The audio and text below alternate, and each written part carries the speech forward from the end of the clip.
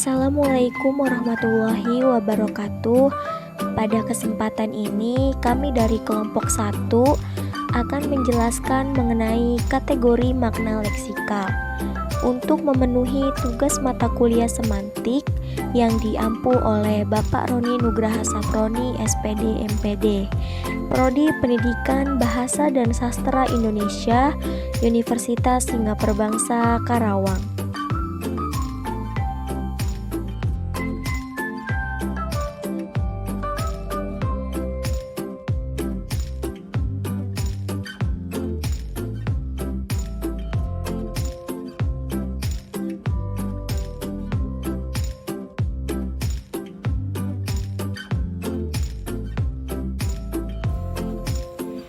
Adapun nama-nama anggota dari kelompok kami yaitu yang pertama Irda Sofiani dengan nomor NPM 191063100821, yang kedua Rizka Afriliani dengan nomor NPM 191063100836, yang ketiga Jaina Hanifah dengan nomor NPM 191063100846, yang keempat Ade Irma dengan nomor NPM 191063108126, yang kelima Audrey Tiara Rabani dengan nomor NPM 191063108131, yang keenam Inayah Elvina Budiarti dengan nomor NPM 191063108146.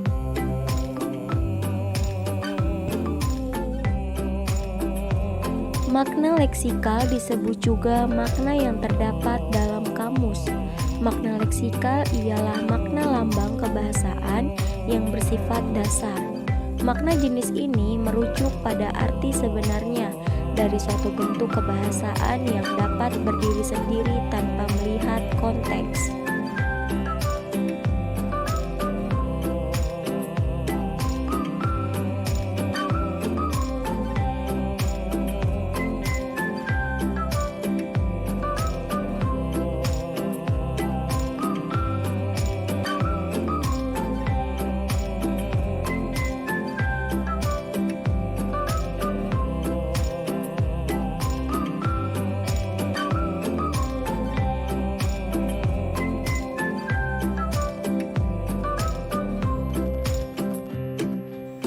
Kategori makna leksikal terdiri atas 5 bagian. Yang pertama ada kategori nominal, yang kedua kategori verbal, yang ketiga kategori adjektiva, yang keempat kategori pendamping, dan yang kelima kategori penghubung. Yang pertama ada kategori nominal, mengandung ciri makna benda dan leksem-leksem nominal ini secara struktural akan selalu dapat didahului oleh preposisi di atau pada. Berdasarkan analisis semantik lebih lanjut, leksem-leksem nominal ini dapat dikelompokkan atas tipe-tipe, yaitu tipe 1 berciri makna utama orang, yang terdiri atas subtipe 1A berciri makna nama diri. Contoh, Lucky, Delmarik, Fenty, Bagus, dan Vito. Subtipe 1B berciri makna nama perkerabatan. Contoh, Ibu, Bapak, Kakak, dan Adik. Subtipe 1C berciri makna nama pengganti. Contoh, saya, kamu, dia, dan mereka.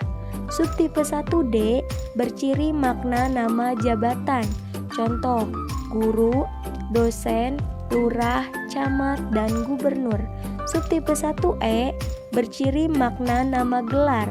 Contoh, raden, doktor, dan sarjana humaniora. Kemudian yang terakhir ada subtipe 1F berciri makna nama pangkat. Contoh, sersan, letnan, dan kolonel.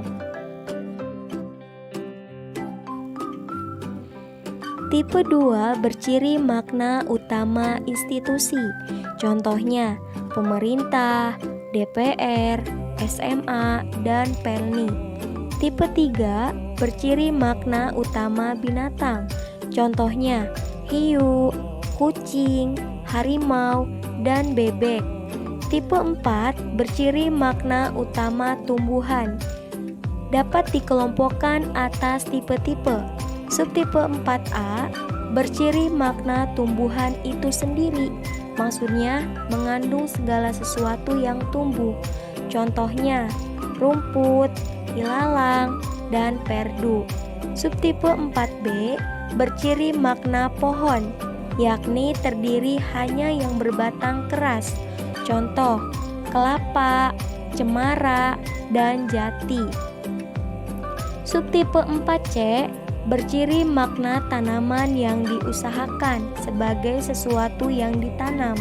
Contoh, padi, bayam, kubis, dan wortel. Tipe 5 berciri makna utama buah-buahan. Contohnya durian, mangga, pisang, dan jambu. Tipe 6 berciri makna utama bunga-bungaan. Contohnya mawar, melati, kamboja, dan kenanga.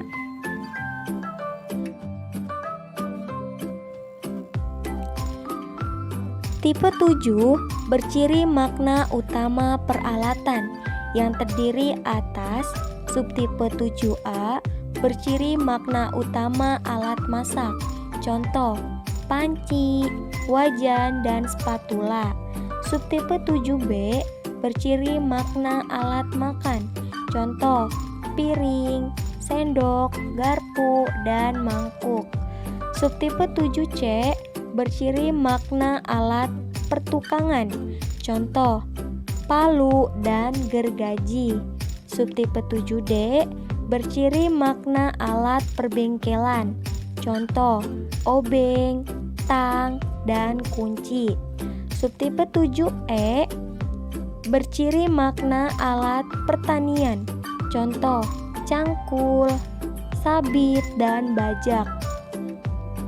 Subtipe 7F berciri makna perikanan.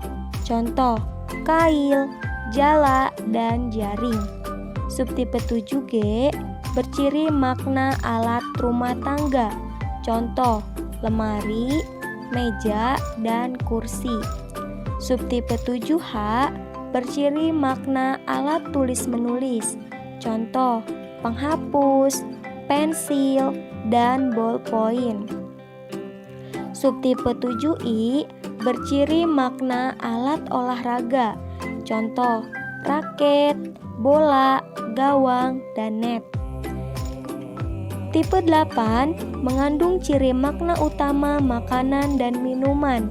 Contoh, nasi, teh manis, susu, bakso, ayam goreng, dan es campur. Tipe 9 mengandung ciri makna utama geografi. Contohnya, sungai, gunung, lembah, samudra, dan laut. Kemudian yang terakhir ada tipe 10 yang berciri makna utama bahan baku. Contoh, pasir, semen, batu, dan kayu.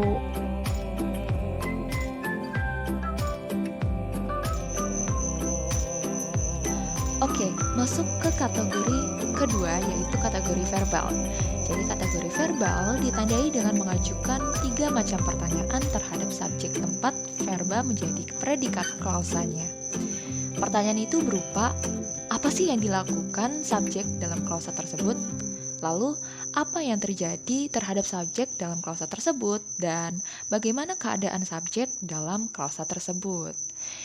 Berikut adalah tipe-tipe dari kategori verbal. Yang pertama ada tipe 1, menyatakan tindakan yang terbagi menjadi 3, antara lain yang pertama, pelakunya manusia. Contohnya adalah membaca, menulis, mengerjakan, dan lain sebagainya. Lalu ada pelakunya manusia dan bukan manusia. Contohnya adalah makan dan minum. Lalu yang terakhir ada pelakunya bukan manusia. Contohnya adalah pagut dan patuk. Lalu masuk ke tipe kedua, yaitu menyatakan tindakan dan pengalaman. Contohnya adalah bilang, bicara, bentuk, bujuk, ancam, dan kenal. Contoh kalimatnya adalah Lucky membicarakan Mas Bram kepada kami. Dalam kalimat tersebut, Lucky sebagai pelaku. Membicarakan adalah verba yang menyatakan tindakan atau pengalaman, dan kami merupakan subjek pelaku yang mengalami. Lalu masuk ke tipe ketiga, menyatakan tindakan dan pemilikan. Pelaku berupa nominat berciri makna dan bertindak sebagai penggerak tindakan yang disebutkan oleh verba. Gimana contohnya? Fenty beli mobil dari Buayan. Jadi Fenty adalah pelaku, sedangkan Buayan adalah pemiliknya. Contoh lainnya adalah minta, beri, pinjam, sewa, dapat, terima, dan bayar.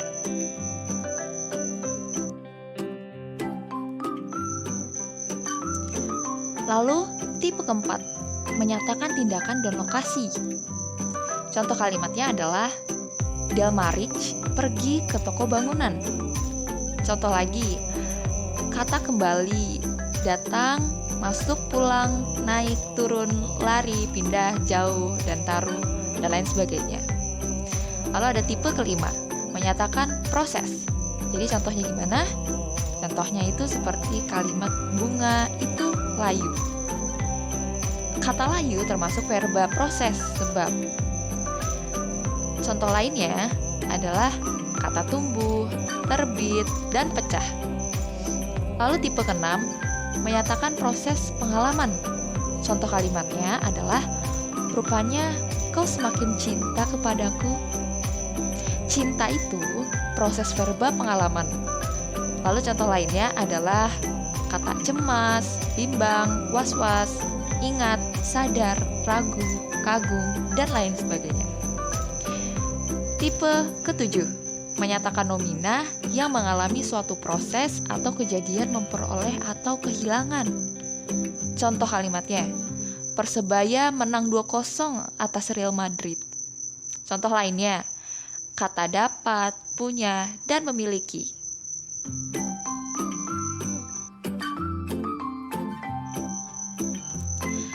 Tipe 8, menyatakan proses lokatif. Contoh kalimatnya, pesawat itu baru tiba dari Surabaya. Contoh lainnya seperti pada kata berangkat, pergi, sampai, maju, mundur, dan lain sebagainya. Tipe 9, menyatakan keadaan. Contohnya pada kalimat wajah Lucky selalu cerah. Contoh lainnya ada pada kata kering, ramai, rusak, dan lain sebagainya. Tipe 10, menyatakan keadaan pengalaman. Contohnya, Fenty memang takut kepada Pak Tubi. Contoh lainnya ada pada kata cemas, gugup, iri, jengkel, malu, dan berani. Lalu tipe 11, menyatakan keadaan yang menyatakan memiliki, memperoleh, atau kehilangan sesuatu. Contohnya, Pak Ali sudah memiliki istri. Contoh lainnya ada pada kata ada, berhasil, berwarna, dan beruntung.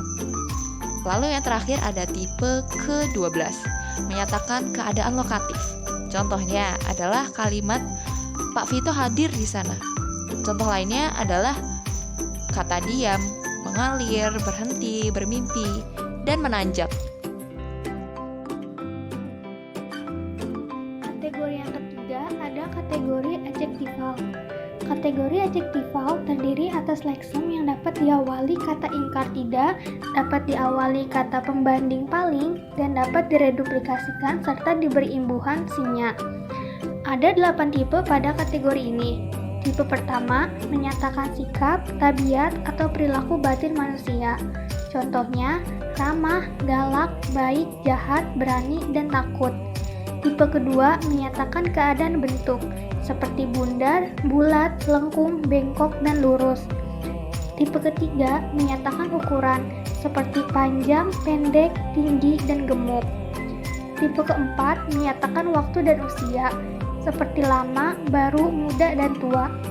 Tipe kelima menyatakan warna, seperti merah, kuning, hijau, dan biru. Tipe keenam menyatakan jarak, seperti jauh, dekat, dan sedang. Tipe ketujuh menyatakan kuasa tenaga, seperti kuat, lemah, tegar, dan segar. Tipe ke-8 menyatakan kesan atau penilaian indera, seperti sedap, pahit, cantik, dan tampan. Baik, saya Jena Hanifah akan menjelaskan materi selanjutnya yang keempat, yaitu kategori pendamping. Kategori pendamping terdiri atas leksem-leksem tertentu yang mendampingi nomina, verba, adjektif, dan juga klausa untuk memberikan keterangan tertentu yang bukan menyatakan keadaan atau sifat. Kategori pendamping yang pertama yaitu pendamping nomina. Ada pengingkaran. Pengingkaran yaitu kata bukan yang ditempatkan di muka nomina tersebut, seperti bukan buku, bukan guru, bukan mereka, dan sebagainya. Selanjutnya yang kedua ada kuantitas atau jumlah untuk menyatakan suatu jumlah antara lain beberapa, yakni untuk menyatakan jumlah yang tidak banyak seperti beberapa orang, beberapa rumah. Kemudian yang kedua ada semua, yakni untuk menyatakan jumlah keseluruhan tanpa terkecuali, seperti semua orang, semua kendaraan, dan semua murid. Selanjutnya ada seluruh, yakni untuk menyatakan satu bagian kesatuan, seperti seluruh Indonesia, seluruh kampung. Yang selanjutnya ada sejumlah, yakni untuk menyatakan jumlah yang tidak tentu, seperti sejumlah orang, sejumlah anggota parlemen. Dan yang terakhir ada banyak, untuk menyatakan jumlah yang tidak sedikit, seperti banyak murid dan lain-lain. Pendamping nomina yang ketiga ada pembatasan. Leksemnya adalah hanya dan saja. Hanya ditempatkan di muka nomina, sedangkan leksem saja ditempatkan di belakang nomina. Misalnya, hanya air putih, kopi saja. Yang keempat ada tempat berada. Leksem yang digunakan adalah di dan pada. Misalnya, di kelas, pada suatu hari. Kemudian yang kelima ada tempat asal. Dapat berarti asal tempat, asal bahan, dan asal waktu. Leksem yang digunakan adalah dari. Misalnya, dari Bali, dari gula, dari tadi. Yang keenam, tempat tujuan atau arah sasaran. Leksem yang digunakan adalah ke dan kepada. Misalnya, ke kampus, kepada rektor. Selanjutnya, hal atau perkara. Leksem yang digunakan adalah tentang, mengenai, perihal, dan masalah. Contohnya, berdiskusi mengenai nilai-nilai sastra. Yang selanjutnya ada alat. Leksem yang digunakan adalah kata dengan. Misalnya, dengan pensil ketika kita menulis. Selanjutnya, pelaku. Leksem yang digunakan adalah kata oleh yang ditempatkan di muka nomina. Misalnya, oleh pemerintah. Selanjutnya yang terakhir ada batas tempat dan batas waktu. Leksem yang digunakan adalah kata sampai dan hingga yang ditempatkan di muka nomina. Misalnya, sampai Jakarta hingga tengah malam.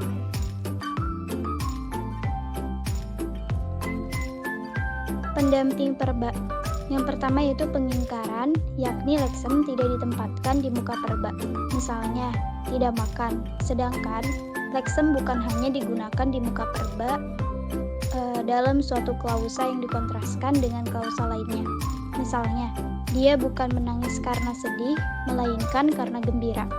Kemudian, berbagai aspek antara lain aspek selesai perfektif dengan leksem sudah, telah, pernah. Dengan contoh, kami sudah makan. Aspek belum selesai imperfect dengan leksem masih dan lagi. Dengan contoh, dia masih menyanyi. Aspek baru mulai, inkoatif, dengan leksem, mulai, dengan contoh, kakak mulai membaca. Berbagai modalitas, antara lain, leksem, belum, sedang, akan, boleh, dapat, harus, wajib, mesti, dan jangan. Contoh, kita wajib membantu mereka. Kamu mesti menuruti perintahnya. Kuantitas, antara lain, leksem, sering, seringkali, acapkali, jarang, banyak, kurang selalu, dan sebagainya. Contohnya, bagus sering bolos. Kemudian kualitas, antara lain, leksem, sangat, agak, cukup, paling, dan sekali. Contoh, Bu Wayan sangat menyayangi mahasiswanya. Pembatasan, antara lain, leksem, saja, dan hanya. Contoh, dia makan saja, mereka hanya mengeluh. Pendamping adjektiva. Yang pertama itu pengingkaran, yakni leksem yang digunakan adalah kata tidak dan bukan. Misalnya, tidak baik, tidak gemuk, bukan buruk, bukan merah. Kemudian, kualitas adalah leksem yang digunakan kata sangat, cukup, agak, paling, sekali, maha, dan serba. Misalnya, agak datar, cukup baik, maha besar, pandai sekali, serba canggih. Kemudian, pendamping klausa. Kepastian, leksem yang digunakan pasti, tentu, dan memang. Contoh, dia pasti hadir. Dia memang pandai sejak dulu. Keraguan, leksem yang digunakan adalah kata barangkali, mungkin, boleh jadi. Contoh, barangkali dia suka padaku, kamu mungkin akan datang, boleh jadi tugas ini sangat mudah. Harapan, leksem yang digunakan adalah kata moga-moga, semoga, mudah-mudahan, hendaknya, sebaiknya, dan seharusnya. Contoh, moga-moga mereka sadar perbuatannya. Kalian hendaknya tidak perlu bertanya. Assalamualaikum warahmatullahi wabarakatuh. Nama saya Ade Irma. Saya akan melanjutkan materi selanjutnya. 5. Kategori penghubung. Kategori penghubung terdiri dari leksem-leksem tertentu yang bertugas menghubungkan baik kata dengan kata, frasa dengan frasa, klausa dengan klausa, maupun kalimat dengan kalimat secara koordinatif maupun subordinatif. Penghubung koordinatif. Penggabungan. Leksem yang digunakan adalah dan untuk menyatakan penggabungan biasanya antara dua buah kata, dua buah frase, atau dua buah klausa. Contoh, ibu dan ayah tidak ada di rumah. Selanjutnya, pemilihan leksem yang digunakan adalah kata atau. Contoh, bola ini kau beli atau kau curi dari anak itu. Selanjutnya, pertentangan atau pertentangan atau mengontraskan. Leksem yang digunakan adalah tetapi. Contoh, dia memang bodoh tetapi hatinya jujur. Selanjutnya, mengoreksi atau membetulkan. Leksem yang digunakan adalah melainkan dan hanya. Contoh, yang diperlukan dewasa ini bukan pemuda-pemuda yang pandai bicara, melainkan juga mau bekerja. Selanjutnya, menegaskan. Leksem yang digunakan adalah bahkan, itu pun, malah, lagi pula, apalagi, padahal, dan jangankan. Contoh, jalan-jalan di Surabaya seringkali macet apalagi jam-jam sibuk. Selanjutnya, pembatasan. Leksem yang digunakan adalah kecuali dan hanya. Contoh soal-soal itu dapat diselesaikan dengan baik hanya soal nomor 5 yang aku ragukan jawabannya. Mengurutkan. Leksem yang digunakan adalah lalu, kemudian, selanjutnya, dan setelah itu. Contoh, dia mengambil sebuah buku lalu duduk membacanya. Selanjutnya, menyamakan. Leksem yang digunakan adalah yaitu dan yakni. Contoh, tugas kami yaitu belajar. Kesimpulan dari sudah dibicarakan sebelumnya, leksem yang digunakan adalah jadi, karena itu, oleh sebab itu, dan dengan demikian. Contoh, mereka orang-orang yang sering berlaku curang. Oleh sebab itu, kita harus berhati-hati menghadapinya. Selanjutnya, penghubung subordinatif menghubungkan dua konstituen yang kedudukannya tidak setingkat. Penyebab leksem yang digunakan adalah sebab, karena, lantaran, dan berhubung. Contoh, kami tidak datang sebab kami tidak diundang. Akibat leksem yang digunakan adalah hingga atau sehingga, sampai, dan sampai-sampai. Contoh, copet itu dihajar massa sampai mukanya babak belur. Selanjutnya, syarat atau kondisi yang harus dipenuhi. Leksem yang digunakan adalah jika, jikalau, kalau, bila, bila mana, dan asal. Contoh, bila dia datang, kita segera berangkat. Selanjutnya, pengandaian. Leksem yang digunakan adalah andai kata, seandainya, dan andaikan. Contoh, andai kata ibuku masih ada, tentu ia akan bangga. Selanjutnya, penegasan. Leksem yang digunakan adalah walau, walaupun, biar, biarpun, meski, meskipun, kendati, kendatipun, sungguh pun, dan sekalipun. Contoh, sungguh pun kami hidup melarat, kami tidak akan mencuri. Selanjutnya, perbandingan. Leksem yang digunakan adalah seperti, sebagai, laksana, seolah-olah, dan seakan-akan. Contoh, sorot matanya begitu tajam, seolah-olah kami ini betul-betul bersalah. Selanjutnya, tujuan. Leksem yang digunakan adalah agar, supaya, untuk, buat, bagi, dan guna. Contoh, dia berangkat pagi-pagi supaya tidak terlambat tiba di kampus. Selanjutnya, waktu. Leksem yang digunakan adalah ketika, sewaktu, tak kala, sementara, selama, sambil, sejak, semenjak, sebelum, sesudah, setelah, sehabis. Contoh, sementara saya mandi, Bapak membaca koran. Selanjutnya, penjelasan. Leksem yang digunakan adalah bahwa. Contoh, ayah berkata bahwa hari ini dia akan ke Bogor. Selanjutnya, keadaan atau cara. Leksem yang digunakan adalah dengan dan tanpa. Contoh, dengan berbisik-bisik, obat teralang itu ditawarkan kepada mahasiswa.